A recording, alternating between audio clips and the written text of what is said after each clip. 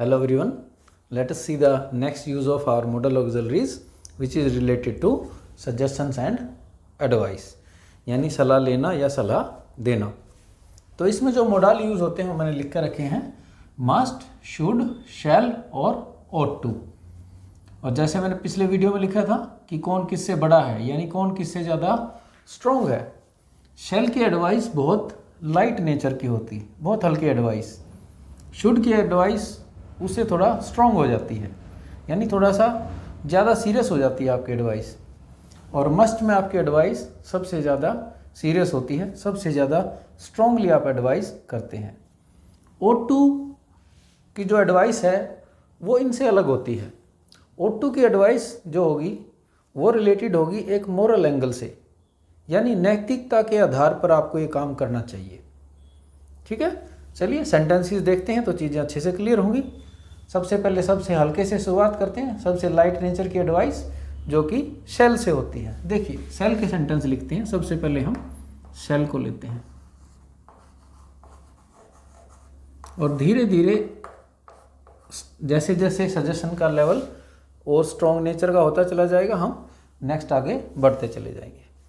देखिए शैल की एडवाइस को समझने के लिए मैं फिर से आपको वही चीज़ कहूँगा कि हमें कुछ सिचुएशंस को इमेजिन करना पड़ता है तो सेंटेंस अच्छे से समझ में आते हैं। तो इमेजिन कीजिए कि कुछ लोग गाड़ी को धक्का लगा रहे हैं, उनकी गाड़ी कहीं फंस गई है, ठीक है, और आप अपने दोस्त के साथ जा रहे हैं और आप देख रहे हैं उनको और वो निकाल नहीं पा रहे हैं, और आपको ऐसा लगता है कि अगर हम उनकी मदद कर देंगे तो वो निकाल पाएंगे। तो अपने दोस्त को आप क्या कहेंगे? आप कहेंगे दे आर ट्राइंग हार्ड, मतलब वो बहुत मेहनत कर रहे हैं, खूब मेहनत से वो प्रयास कर रहे हैं। ठीक है, shall we help them, shall we help them, क्या हम उनकी मदद कर दें? अब शैल यहाँ पर देखिए, शैल जब यहाँ पर यूज़ होता है तो वो कह रहा है कि क्या हम ऐसा कर लें। ये एक हल्की सी एडवाइस है, ये आपकी मर्जी है, आप करें या ना करें, ये आपके ऊपर है। ठीक है, अब वो सेंटेंस देखिए शैल के। अब मान लीजिए कि आप किसी का इंतज़ार कर रहे थे और उसको काफ़ी देर हो गई, वो आया नहीं, टाइम भी हो गया उसके आने का, तो आपस में आप क्या कहेंगे? आप कहेंगे we have waited for long, यानी काफ़ी लंबे समय से हमने इंतज़ार कर लिया है। शैल वी गो नाउ, तो क्या अब हम यहाँ से चलें फिर, कि हमें लग नहीं रहा कि वो आएगा, तो शैल वी गो नाउ, तो क्या हम यहाँ से अब चल पड़े? नेक्स्ट सेंटेंस देखिए, ऐसा ही हल्के नेचर का सेंटेंस। अब मान लीजिए कोई बच्चा है, वो खेल रहा है और खेलते हुए अचानक वो गिर गया और आप पार्क में हैं और आपने देखा कि यार उसको कुछ चोट वोट लगी, शायद उसकी हेल्प कर दें हम, तो भी आप क्या कहेंगे? आप कहेंगे the boy has injured himself, यानी उसको खुद से चोट लग गई है। शैल वी की बजाय आप देखिए, आप जब भी अगर आप सोचें कि वी की बजाय हम आई लगाएं, तो आई का लगाने का मतलब क्या हो जाता है? अगर चलिए मैं आपको आई लगा के बताऊं, शैल आई हेल्प हिम, इसका मीनिंग क्या हो जाता है? अब ये आप खुद से कह रहे हैं शैल I help him.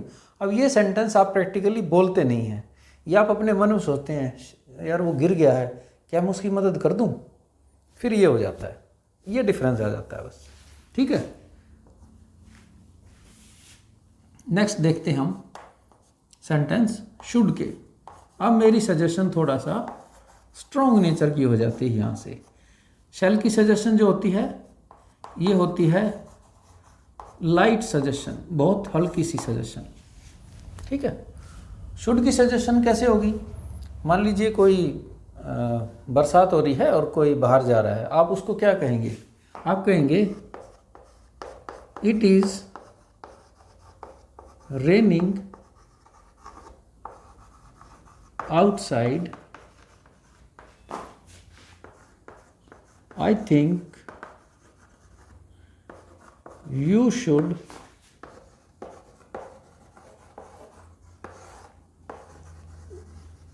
Carry an umbrella.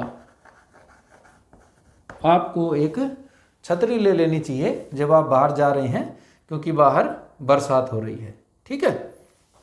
और देखिए क्रिकेट का मैच हो रहा है, जो बॉलर है मान लीजिए वो एक स्पिन बॉलर है और वो ट्राई कर रहा है बैट्समैन को आउट करने की, और बैट्समैन आउट नहीं हो पा रहा है, वो अच्छी फॉर्म में चल रहा है। तो आप सोचते हैं यार फास्ट बॉलर ट्राई करके देखें। ठीक है। तो ऐसी सिचुएशन में आप टीम के कैप्टन हैं, आप अपने दूसरे टीममेट से ऐसी सजेशन पूछ भी सकते हैं, वो आपको खुद भी आके बोल सकता है, या तो आप उससे पूछें या वो आपको आके बोले। वो क्या कहेगा या आप क्या कहेंगे? आप कहेंगे we should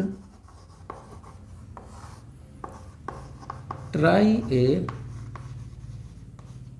fast bowler now. अब हमें एक है ना फास्ट बॉलर ट्राई करना चाहिए। इस सेंटेंस को आप आगे भी लिख सकते हैं, now instead of A spin bowler. एक स्पिन बॉलर की बजाय एक स्पिन बॉलर की बजाय हमें एक फास्ट बॉलर ट्राई करना चाहिए। एक और सेंटेंस देखते हैं, फिर मैं इसको कंक्लूड करूंगा। मान लीजिए आपका कोई दोस्त है, वो बहुत मोटा हो गया है, फैटी ज़्यादा हो गया है जंक फूड और फास्ट फूड खा के। तो आप उसको कहेंगे कि मुझे लगता है कि आपको, लिखते हैं देखिए, आप उसको कहेंगे you should have more fruits in your meals. यानी जो आप खाना खाते हैं उनमें आपको ना फ्रूट्स ज़्यादा खाने चाहिए। आप फ्रूट्स को बहुत कम खाते हैं, ना के बराबर, और आप फैटी ऑयली जंक फूड खाते हैं, तो इसलिए आप मोटे हो गए हैं। तो आप उसको कहेंगे you should have more fruits in your meals. अब देखिए इन तीनों की तीनों सेंटेंसेस को हम देखते हैं तो हमारा क्या कंक्लूजन निकलता है। शुड की जो एडवाइस होती है वो एक रिकमेंडेशन नेचर की होती है, कि मैं चीज़ रिकमेंड कर रहा हूँ, मैं अपनी तरफ से आपको बता रहा हूँ कि ऐसे करना चाहिए आपको। तो इसको क्या बोलते हैं हम? इसको बोलते हैं रिकमेंड करना, RECOMMEND। ये रिकमेंड करना होता है, आप रिकमेंड करते हैं, ऐसी सलाह देते हैं कि ऐसा आपको करना चाहिए। नंबर 3 देखते हैं, मस्ट, जहाँ पर सजेशन सबसे स्ट्रॉन्ग नेचर की आ जाती है मस्ट के अंदर। अब जो मस्ट की सजेशन होगी वो कुछ ऐसी होगी कि अगर वो चीज़ आप नहीं मानेंगे तो आपका नुकसान हो सकता है। जैसे यू मस्ट या फिर वी मस्ट, कुछ भी लिख सकते हैं, यू मस्ट या वी मस्ट, दोनों से सेंटेंस आएगा। You must wear seat belts while driving. यानी जब हम ड्राइविंग कर रहे हों तो हमें सीट बेल्ट पहननी चाहिए, नहीं तो एक्सीडेंट अगर होता है तो वी मे गेट इंजर्ड, हमें चोट लग सकती है। We must follow the law of the land. Law of the land का मतलब है किसी भी स्टेट, किसी भी कंट्री में आप रहते हैं, वहाँ का जो कानून है वो उस कानून का आपको पालन करना चाहिए, नहीं तो पुलिस पकड़ ली जाएगी। ठीक है। सो ये स्ट्रॉन्ग नेचर का हो जाता है। ठीक है। अब इसके अलावा आप और भी सेंटेंस देख सकते हैं। जैसे इसी में अगर मान लीजिए हम सोचें कि कोई कोर्ट के अंदर हैं आप, और आपको कोई एविडेंस के तौर पर कोई आपको गवाही देनी है मान लीजिए, तो आपको कहा जाएगा you must speak the truth. आपको सच बोलना चाहिए। झूठी गवाही के आधार पर आपके ऊपर भी कार्रवाई हो सकती है। और अगर आपका कोई दोस्त है, आपको लगता है यार ये काफ़ी दिन बाद मिला, मुझे कमज़ोर सा लग रहा है, ये बीमार तो नहीं है, तो आप उसको क्या कहोगे? आप उसको कहेंगे यू लुक पेल। पेल का मतलब होता है पीला सा पड़ जाना, कमज़ोर हो जाना। You look pale, you must see a doctor, यानी आपको एक डॉक्टर से मिलना चाहिए।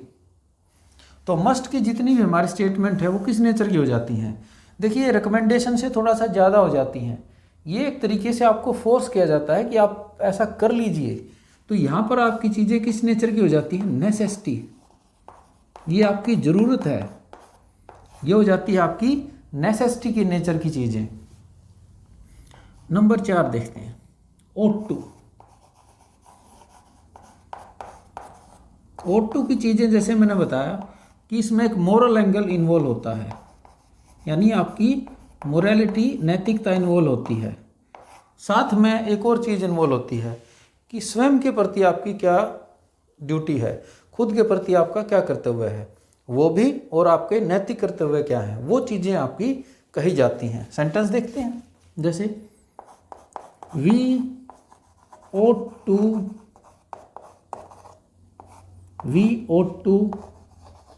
respect our elders, या फिर आप टीचर्स भी लिख सकते हैं, ठीक है। और we ought to go for a morning walk to stay healthy, यानी अगर हम स्वस्थ रहना चाहते हैं तो हमें सुबह मॉर्निंग वॉक के लिए जाना चाहिए। इस स्टेटमेंट से हमें पता चलता है कि हमारे स्वयं के प्रति, हमारे स्वास्थ्य के प्रति हमारी क्या जिम्मेदारी है। तो स्वयं के प्रति आपकी जो जिम्मेदारी है और दूसरों के प्रति नैतिकता के आधार पर आपकी जो जिम्मेदारियां हैं, उन जिम्मेदारियों को पूरा करने के लिए आप यूज़ करते हैं ought to, और बाकी मैंने आपको कवर करके बता ही दिया। इन सब सारे सेंटेंसेस को के अलावा मैं अब आपको एक सिचुएशन के जरिए सिर्फ एक ही सेंटेंस से इनको यूज़ करना और बता देता हूँ आपको, ठीक है। Just wait for a few seconds. थोड़ा सा मिटा लेते हैं यहाँ पर, या फिर यहाँ ट्राई करते हैं। चलिए, इतनी जगह में ट्राई करते हैं।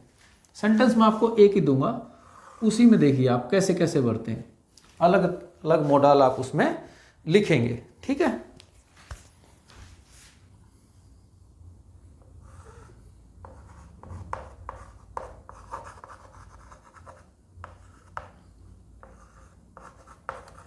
पहला मैंने लिखा सेल वी, थोड़ा सा और कम रहेगी जगह, इसको ठीक से कर लेते हैं। चलिए, नहीं तो मिटा लेते हैं थोड़ा सा। इसका आप स्क्रीनशॉट भी ले सकते हैं या आपके पास रहेगा ही सारा यूं का यूं।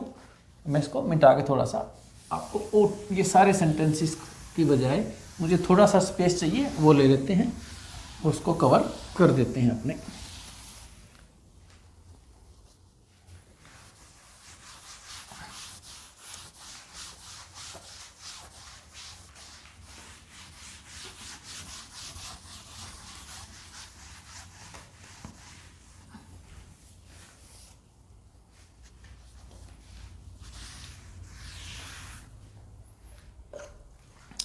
ये सेंटेंस रिलेटेड हैं एक ऐसी सिचुएशन से। मान लीजिए आप पार्क में घूमने जाते हैं और थोड़ी देर बाद आप घूमने के बाद आपको लगता है यार आज मूड नहीं है, बैठते हैं। तो आप क्या कहेंगे? आप अपने दोस्त को कहेंगे शैल वी सिट डाउन। ठीक है, कि अब आज वॉकिंग नहीं करते हैं यार, बैठ जाते हैं, चलो शैल वी सिट डाउन। ये है हल्की सी सजेशन। ठीक है, इसके बाद मान लीजिए आप थोड़ी देर आपने वॉकिंग की। ठीक है, सिचुएशन अब थोड़ी थोड़ी चेंज करके देखिए। अब आपने थोड़ी देर वॉकिंग कर ली, थोड़ी देर वॉकिंग करने के बाद अब आप थक गए हैं, फिर आपने थोड़ी सी एक्सरसाइज भी कर ली।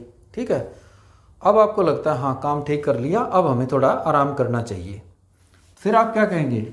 फिर आप कहेंगे वी शुड सिट डाउन या फिर we should take rest now, कि अब हमें आराम करना चाहिए क्योंकि अब थोड़ा सा हम थके हुए हैं। अब ये आपकी थोड़ी सी ज़रूरत बन गई है। देखिए अब ये क्या होगी आपकी, ये आपकी नेसेसिटी बन गई है, ये आपकी ज़रूरत है। ठीक है, और नेसेसिटी बहुत ऐसा नहीं कि आप नहीं करेंगे तो आपको बहुत ज़्यादा कोई इंजरी हो जाएगी, आपका नुकसान हो जाएगा। आप ना भी करें तो भी आप जा सकते हैं, लेकिन ये आपकी हल्की सी एक ज़रूरत है। यहाँ पर आप बहुत ही लाइटली पूछते हैं, बहुत ही लाइटली